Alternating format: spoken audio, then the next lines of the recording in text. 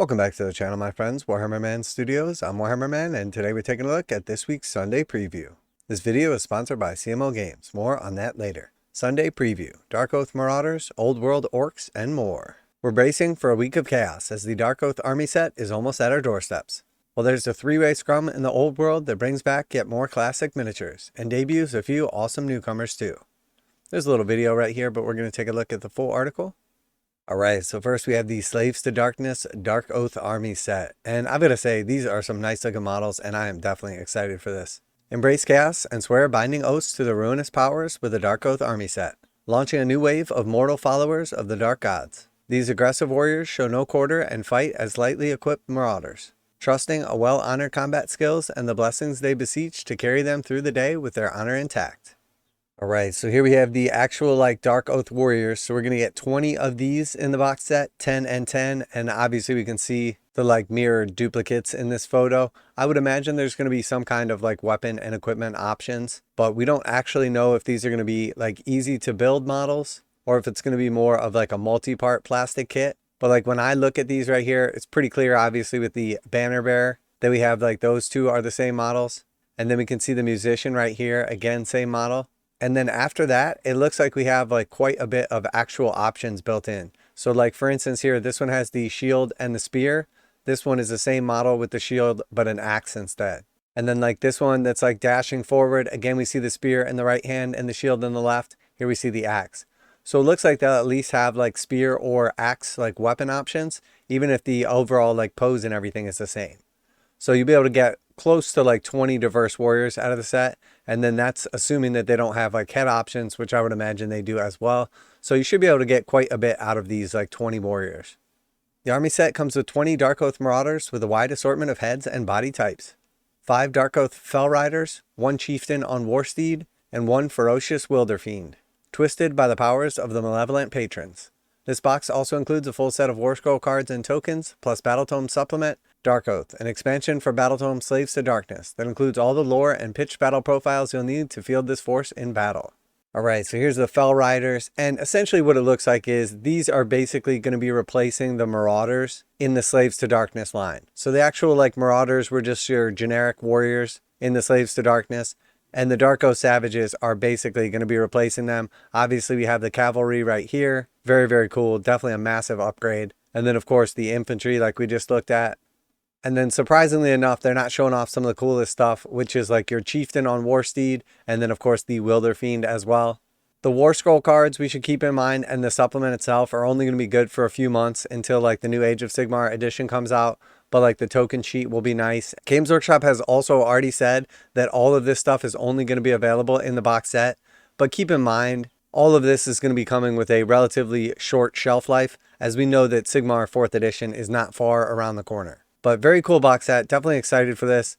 I don't think availability is going to be an issue either. This stuff is super cool and everything. There's definitely going to be some people like myself that's after this, but I don't think we're going to see the problems that we've seen recently with the 40k stuff. So very cool, definitely exciting. Alright, and then moving on to the Old World, we have Lady Élisse Duchaard.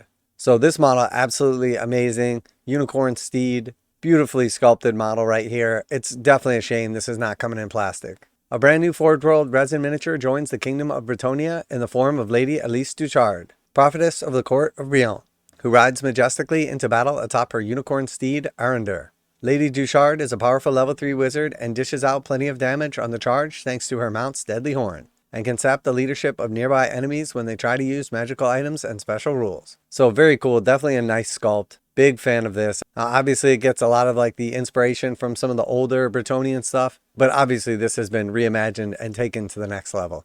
Very very cool model. Alright, and then we have the Kingdom of Bretonnia Lord on Pegasus. So very cool, we see the dual options right here.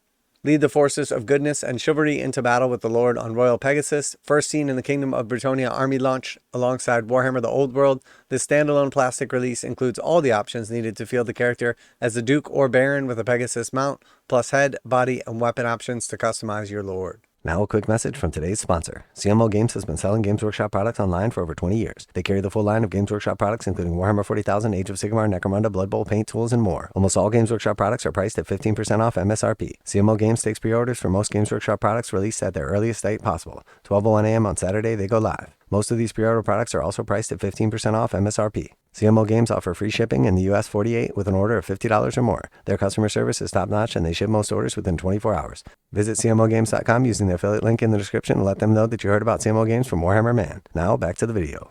And then we have the Kingdom of Bretonnia Men-at-Arms. If you're looking to expand your Bretonnian army and need some bodies to fill the gaps between your units of Shining Knights, look no further than the Kingdom's Common Soldiery. Men-at-Arms comes in a box of 36 miniatures, deployable in one large group or 2 units of 18. With options for polearms or hand weapons alongside their trusty shields. Alright, and then we have the Kingdom of Bretonnia Peasant Bowmen, and I do love that they have like the pikes in front of them with the chains on them and everything. Very, very cool, definitely thematic. Peasant Bowmen also come in a set of 36 and include the famous wooden stakes their formations are known for. These improvised defenses help defend the vulnerable bowmen from charging cavalry. And a rarely unit can also add a burning brazier upgrade to set their deadly arrows ablaze. So very cool, very thematic. Alright, and then we have a Kingdom of Bretonnia transfer sheet. Emblazoning your shields and armor with the shining heraldry of your beloved Duke has never been easier, thanks to the new transfer sheet of the Bretonnian livery. The sheet contains a massive 861 transfers from many Bretonnian dukedoms, along with honor markings, special casts for your Lord and Grail Knights, special crests for your Lord and Grail Knights, and a selection of all-important fleur de lis in a variety of colors. Alright, and then we have the Tomb King of Khemri, Casket of Souls. So previously shown off and reimagined to some degree, but this is a remake of the old kit. The Tomb Kings of Khemri aren't about to be outdone, and it's time to unleash a torrent of deathly magic into the enemy heads and iconic Casket of Souls. This remastered forgeworld resin version of the classic kit has been upgraded with new mummified details inside the casket, so you can leave the lid unglued and expose the remains contained within at any time. So again, this is like an old kit. It has been upgraded with some new details and stuff like that. Now it is going to be featured in resin. Definitely holds up pretty nicely, especially with the upgrades they did. Alright, and then we see the Tomb Kings of Khemri Necrolith Colossus. This classic Necrolith Colossus also comes in resin remastered treatment, with the new upgrades improving the posability and previously unreleased third head option added to the mix. The new crested head has been seen in designs since the early days of the Tomb Kings, and will now be available as part of the miniature for the first time. Alright, and then we have the Orc and Goblin Orc Shamans. Channel the power of the WoW with a pair of metal orc shamans, featuring one toothless gent on foot and another mounted on a classic orc boar. They can join your army as either a level 3 or level 1 wizard, and are a great way to add some WoW magic to your hooting and hollering stampede. Alright, and then we have the Orc Mobs and Black Orc Mobs. Orc Mobs are a lifeblood of the WoW, and this classic multi-part plastic kit lets you build 40 of them, split into 2 units, one with 2-handed weapons and the other with warbows. Then if you're looking for a more durable unit, to anchor your battle line, and returning box of 20 Black Orcs offers up to full unit of command and a variety of hand weapons, great weapons, and shields to make your mobs deadly, hard, and killy. Alright, and then we see the Orc Boar boys and Boar Chariots.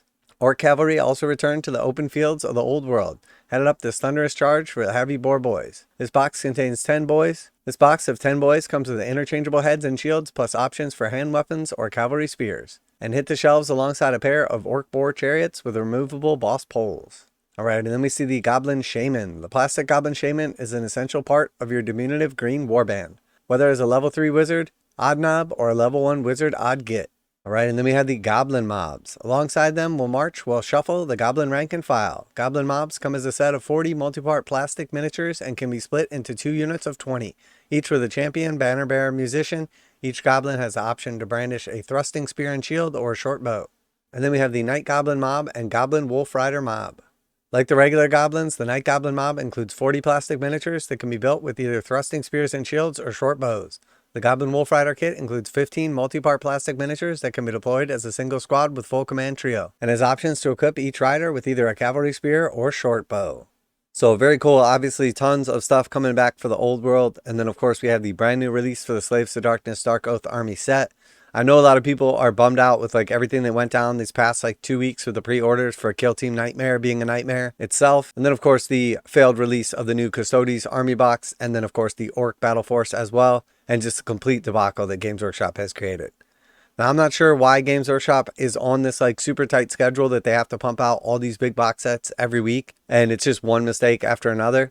It seems like a self-inflicted wound in my opinion. partially because Games Workshop obviously just doesn't know what quantities of stuff to produce and what's going to be popular and what's not, partially because they're trying to drive like this forever FOMO, but I can definitely tell people are getting fed up with it, including myself. And you guys know that I'm very critical of Games Workshop when they deserve it. I also like to praise them when they do good. I have been loving the stuff that's been coming out from them lately, but they're just doing a horrible job as a business and disenfranchising a lot of people. So I definitely get people's frustration. I can definitely sense a lot of negativity in the community lately. And by sense, I mean read it in the comments. But overall, I think this is super cool. Seeing a lot of the old world stuff coming back, I know people are excited for. I personally am excited for the Slaves to Darkness Darkoath army set, the lore, the models, all that cool stuff. So let me know down below what you're excited for, what you're going to be picking up this week. Always like to hear back from you guys in the comments. And as always, special thanks to CMO Games for sponsoring the channel. Check out the link in the description to save 15% on Games Workshop products. That's it for today. Warhammer Man Studios, I'm Warhammer Man, and let's hope that this week is not going to be another debacle. And I'm out of here.